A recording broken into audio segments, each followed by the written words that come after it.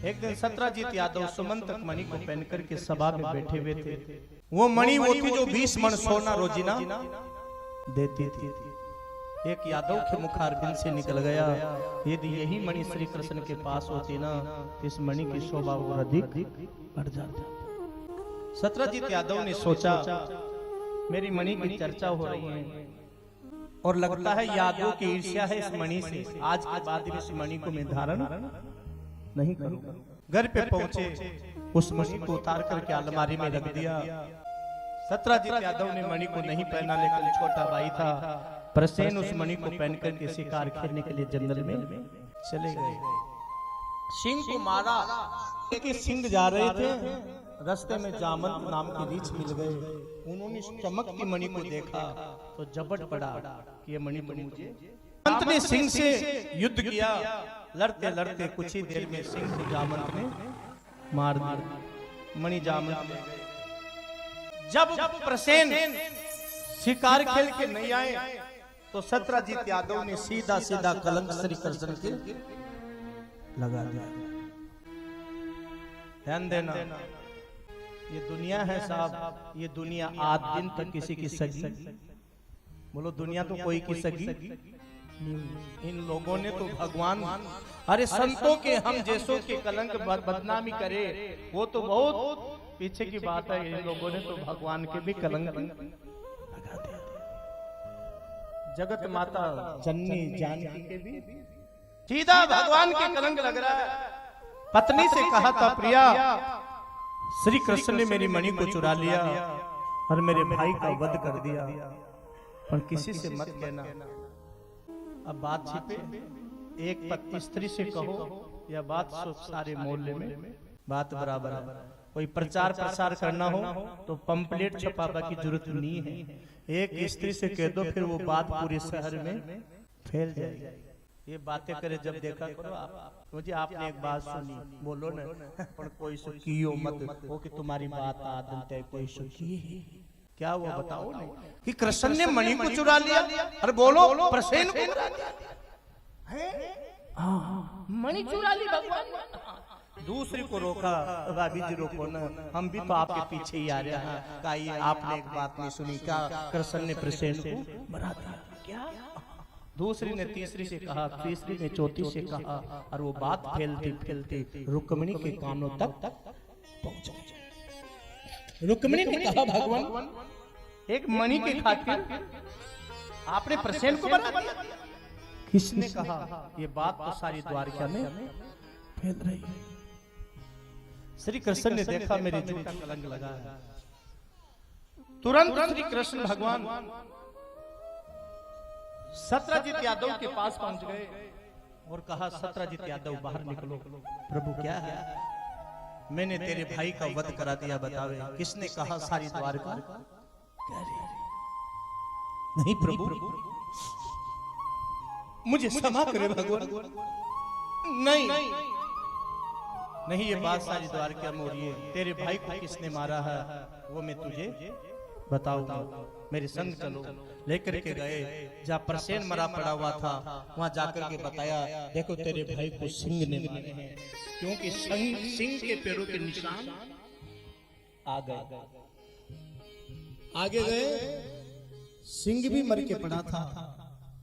अब जामंत रीछ के पैरों के निशान जांच चल रही है। जांच किसने मारा, ये सीबीआई जांच होती है ना, तो तथ्यों के आधार पे होती है। आगे चलो, उन चिन्हों के तथ्य के आधार पे पहुंचे। इस गुफा में जामंत नाम का रीछ रहता है। अगर तुम में लड़ने की हिम्मत है तो जाओ मणि को ले आओ, तुम्हारी मणि यही है।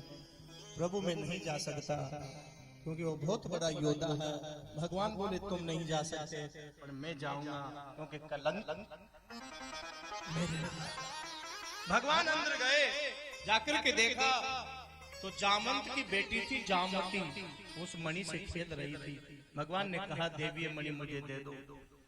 जामवती बोली नहीं, ये तो मेरे पिता की धरोहर है, नहीं कि दे दो, मैं नहीं दे सकती, नहीं कि दे दो, नहीं दे सकती। ऐसे चर्चा हुई तो जामंत नाम का रीछ जग पड़ा, भगवान के ऊपर टूट पड़ा। जामंत और श्री कृष्ण ने युद्ध किया तो लड़ते लड़ते 18 दिन 18 रात बीत गए। दो लड़ते हैं प्रिय सज्जनों तो एक को तो हारना भी पड़ता है। जामंत का बल घट गया, भगवान की तरफ देख देख के लड़ रहा है। उस जामंत ने कहा प्रभु सच कहो क्या अवतार हो गया? मेरे से लड़ने वाला इस पृथ्वी पे कोई योद्धा नहीं। सच कहना क्या कृष्ण अवतार हो गया? श्री कृष्ण ने कहा जामंत ने सही पहचाना, कृष्ण अवतार हो गया। प्रभु मुझे क्षमा कर दो, मैं आपको जान नहीं पाया। एक सेवक ने स्वामी से युद्ध कर लिया। भगवान बोले क्षमा तो कर दूंगा जामंत, लेकिन ये जो तुम्हारे पास मणि है ना ये मुझे दे दो। जामंत ने कहा प्रभु मणि तो निधु चाहे दोबारा फिर लड़ लो, मणि तो मैं निधु चाहे दोबारा फिर लड़ लो। क्यों? क्योंकि सूर्य की दी हुई सुमंतक मणि है 20 टन सोना रोजिना देते। मणि में जब दूंगा मेरी बेटी है जामती से आप ब्याह करो। भगवान श्री कृष्ण ने कहा जामंत वो रुक्मणी या कहेगी कि अब तो रीछड़ी भी नहीं छोटी, रीछड़ी भी ब्याह और पहनाओगे भाई, क्योंकि मेरे झूठा कलंक लगा है।